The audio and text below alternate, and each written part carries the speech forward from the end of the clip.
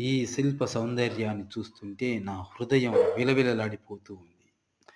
ఎందుకంటే ఈ బండరాళ్ళను ఎన్నో సంవత్సరాలు ఒక శిల్పి కష్టపడితే సౌందర్యమైనటువంటి శిల్పం ఏర్పడుతుంది.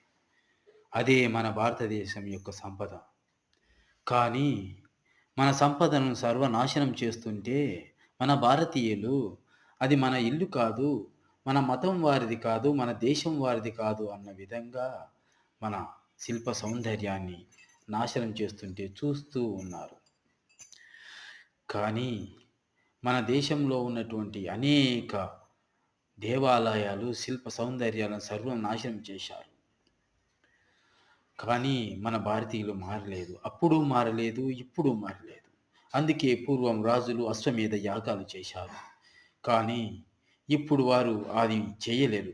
కాబట్టి మన భారతీయులందరూ మతాలకు, కులాలకు, దేశాలను పక్కన పెట్టి ఒకే దేశం, ఒకే భారత్, వన్ ఇండియా అనే నినాదంతో జీవిద్దాం. భారతీయులుగా ఉందాం. జై హింద్, జై భారత్. ఏదైనా దేశం సంపదను చూపాలంటే